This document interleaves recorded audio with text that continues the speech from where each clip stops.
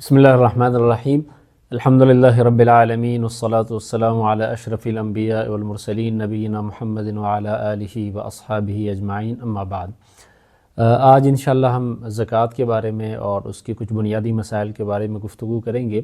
زکوٰۃ دین اسلام کے 5 بنیادی ارکان میں سے ایک اہم رکن ہے اور قرآن مجید میں نماز کے ساتھ اس کو ذکر کیا گیا ہے۔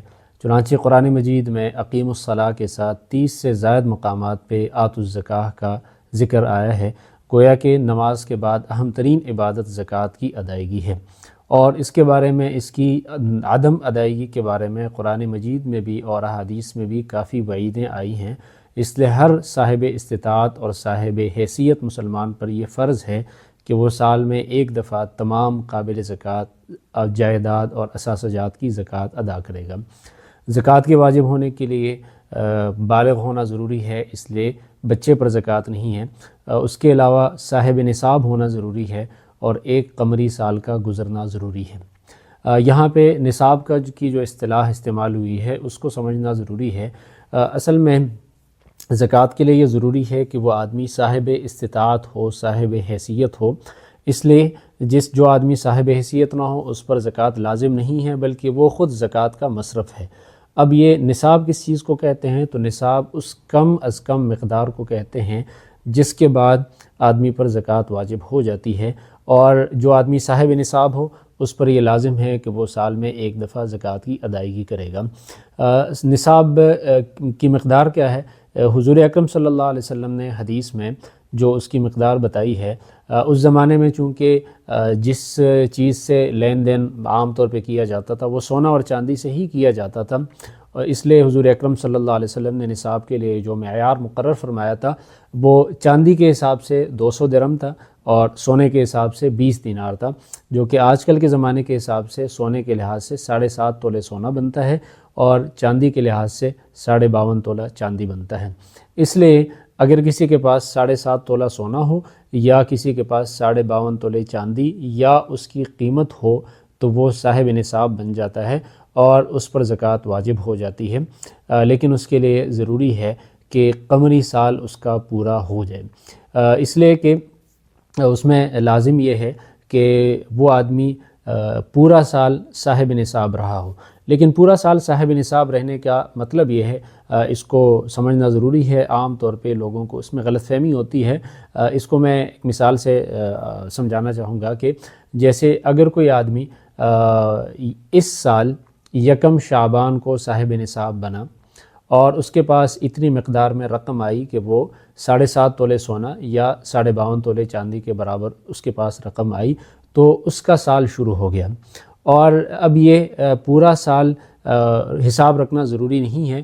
اگلے سال جب 1 شعبان کی تاریخ آئے گی تو وہ دوبارہ سے حساب کرے گا، اور اگر وہ دوبارہ سے صاحب نصاب ہے تو اس پر زکوٰۃ واجب ہے۔ یعنی سال کے آغاز میں جب وہ پہلی دفعہ صاحب نصاب بنا اور سال کے اختتام میں جب اس کا ایک سرکل مکمل ہو گیا اور وہ اس کے صاحب نصاب ہونے کے بعد 1 سال گزر گیا، ان دونوں اوقات میں اس کا صاحب نصاب ہونا ضروری ہے۔ اور اگر وہ اگلے سال 1 شعبان کو صاحب نصاب نہیں تھا، یعنی اس کے پاس رقم بہت کم مقدار میں تھی، تو وہ صاحب نصاب نہیں تھا، تو اس کا مطلب یہ ہے کہ اس سال اس پر زکوٰۃ واجب نہیں ہوئی، اور اب اس کا دوبارہ سے سال تب شروع ہوگا جب وہ دوبارہ صاحب نصاب بنے گا۔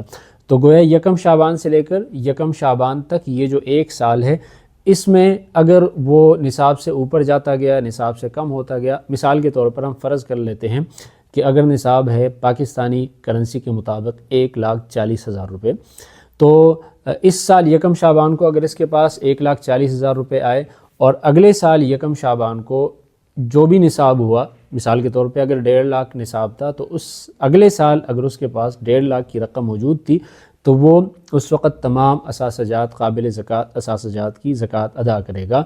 اس بیچ میں بے شک کبھی اس کے پاس 70,000 تھے، کبھی اس کے پاس 50,000 تھے، کبھی اس کے پاس زیادہ تھے یا کم تھے، اس کا کوئی حساب و کتاب نہیں ہے۔ سال کے دونوں اطراف میں اس کا صاحب نصاب ہونا ضروری ہے۔ اسی طرح عام طور پہ لوگوں کو یہ غلط فہمی ہوتی ہے کہ ہر ایک روپیہ پر سال گزرنا ضروری ہے۔ ایسا نہیں ہے، بلکہ اس کو صاحب نصاب ہوئے 1 سال گزرنا ضروری ہے۔ اس لیے کہ ہر ایک رقم کی پوری رقم کی ہر ایک کی الگ الگ یہ حساب رکھنا بہت مشکل ہے کہ اس پر کتنا عرصہ گزرا. اس لیے اگر وہ اس سال اس کے پاس 1.5 لاکھ کی رقم آئی اور وہ صاحب نصاب بنا، اور اگلے سال 1 شعبان کو اس کے پاس 10 لاکھ روپے کی رقم تھی، تو وہ 10 لاکھ کی زکوٰۃ ادا کرے گا، بے شک وہ باقی رقم اس کے پاس 2 دن 3 دن مہینہ پہلے آئی ہو. اسی کو اگر الٹا کر لیں، اگر وہ اس سال اس کے پاس 10 لاکھ کی رقم تھی اور اگلے سال 1 شعبان کو اس میں سے صرف 2 لاکھ کی رقم باقی ہے، تو وہ 2 لاکھ کی زکوٰۃ ادا کرے گا. اس سال کے دوران جو رقم آئی ہے، جو گئی ہے، اس کا کوئی حساب نہیں ہے. سال نصاب کا پر سال گزرنے کے بعد جو رقم اس کے پاس موجود ہے اس پر وہ زکوٰۃ دے گا. تو بیچ میں رقم جو آتی جاتی ہے اس کا حساب رکھنا ضروری نہیں ہے، اس لیے کہ اس کا حساب رکھنا مشکل بھی ہے، اس لیے اس کا حساب رکھنا ضروری نہیں ہے، بلکہ سال کے دونوں اطراف میں اس کا صاحب نصاب ہونا ضروری ہے. اسی طرح یہ جو قمری تاریخ ہے اس کا یاد رکھنا ضروری ہے کہ پہلی دفعہ وہ کب صاحب نصاب بنا تھا. اس لیے کہ جن لوگوں کی آمدنی میں بہت زیادہ فرق آتا جاتا ہے، اگر وہ تاریخ محفوظ نہ رکھیں اور وہ اپنے حساب سے کبھی 1 شعبان کو زکوٰۃ دیتے ہیں، کبھی 1 رمضان کو زکوٰۃ کا حساب کرتے ہیں، تو اس میں اس بات کا امکان رہتا ہے کہ شاید جو اس کی اصل تاریخ تھی اس پہ اس کے پاس رقم زیادہ تھی، اور جس پہ اس نے حساب کیا اس وقت اس کے پاس رقم کم تھی. تو اس بات کا غالب امکان ہے کہ کوئی رقم ایسی اس کے پاس رہی ہوگی جس کی اس نے زکوٰۃ ادا نہیں کی ہے. اس سے اس تاریخ کا یاد رکھنا ضروری ہے. اگر کسی کو تاریخ یاد نہ ہو تو وہ اندازے سے غالب گمان سے اس تاریخ کو یاد رکھنے کی کوشش کرے کہ پہلی دفعہ اس کے پاس کب رقم آئی تھی، اس کی پہلی تنخواہ کب آئی تھی، پہلی دفعہ اس کو رقم کب ملی تھی. اور اگر بالکل کسی طریقے سے وہ تاریخ متعین نہ کر سکے تو پھر اپنی سہولت کے مطابق کسی تاریخ کو وہ حساب کتاب کر لیا کرے، لیکن پھر اس تاریخ کو دوبارہ بار بار تبدیل نہ کرے، بلکہ اسی تاریخ کو وہ ہر سال حساب کتاب اپنا زکوٰۃ کا کیا کرے، تاکہ ایسا نہ ہو کہ کوئی رقم اس کے پاس ایسی رہ جائے جس کی اس نے زکوٰۃ ادا نہ کی ہو. تو اس سے اس قمری تاریخ کا یاد رکھنا ضروری ہے، شمسی تاریخ کا نہیں، اس لیے کہ شمسی سال اور قمری سال میں 10 دن کا فرق آتا ہے، تو اس لیے اس قمری تاریخ کا یاد رکھنا ضروری ہے. تو جیسے میں نے عرض کیا کہ اس کے لیے صاحب نصاب ہونا ضروری ہے. نمبر 2، اس نصاب پر 1 سال کا گزرنا ضروری ہے.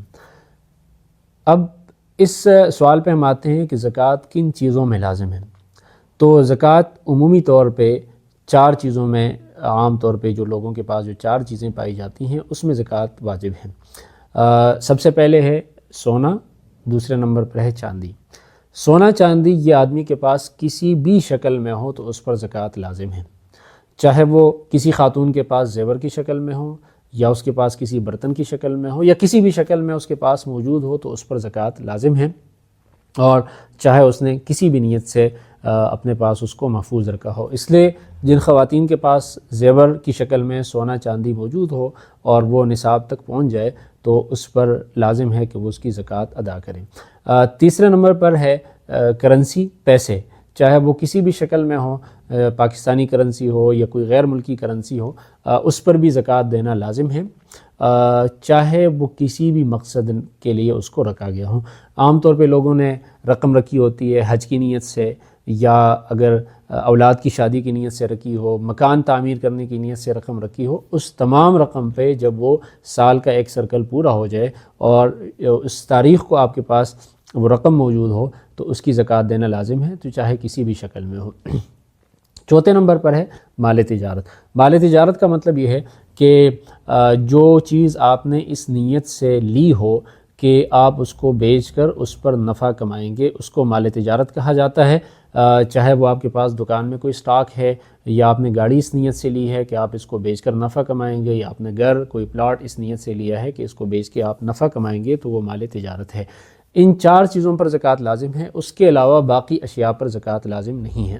اس لیے جو آپ کے پاس اگر اضافی گاڑیاں ہیں جو کہ آپ نے ذاتی استعمال کے لیے رکھی ہیں، یا کوئی دوسرا تیسرا گھر ہے جو کہ آپ استعمال کے لیے آپ نے اس کو رکھا ہوا ہے، بیچنے کی نیت نہیں ہے، اس پہ نفع کمانے کی نیت نہیں ہے، تو اس پر زکوٰۃ لازم نہیں ہے، اگرچہ وہ آپ کی ضرورت سے زائد ہو. اسی طرح جو باقی استعمال کی چیزیں ہیں بے شک وہ سال ہر سال استعمال نہیں ہوتی، لیکن چونکہ آپ کی بیچنے کی نیت نہیں ہے تو اس پہ زکوٰۃ لازم نہیں ہے۔ زکوٰۃ اس پہ تب لازم ہوتی ہے جب اس کو بیچنے کی نیت ہو۔ تو ان 4 چیزوں پر زکوٰۃ لازم ہے۔ اس کے علاوہ جانوروں میں زکوٰۃ لازم ہوتی ہے، لیکن وہ جانور ہوتے ہیں جن کو نسل بڑھانے کے لیے رکھا گیا ہو اور وہ سال کا اکثر حصہ باہر وہ جانور چرتے ہوں۔ اس کے علاوہ جو جانور دودھ کے لیے ہوتے ہیں ان پہ زکوٰۃ لازم نہیں ہے۔ جو جانور خود بیچنے کی نیت سے ہو، چونکہ وہ مال تجارت میں داخل ہوتے ہیں تو ان پر زکوٰۃ مال تجارت کے حساب سے لگے گا۔ اس کے علاوہ باقی اشیاء پر زکوٰۃ لازم نہیں ہے۔ تو 4 چیزیں ہیں، سب سے پہلے ہے سونا، دوسرے نمبر پر چاندی، تیسرے نمبر پر کرنسی ہے اور چوتھے نمبر پر مال تجارت ہے۔ ان 4 اشیاء میں زکوٰۃ لازم ہے، اس کے علاوہ باقی اشیاء میں زکوٰۃ لازم نہیں ہے۔ اب ایک اور اہم چیز کی طرف آتے ہیں کہ نصاب کی وضاحت ہو چکی، لیکن اس میں اس بات کا سمجھنا ضروری ہے کہ حضور اکرم صلی اللہ علیہ وسلم نے چونکہ 2 معیار بتائے ہیں زکوٰۃ کی کیلکولیشن کے لیے۔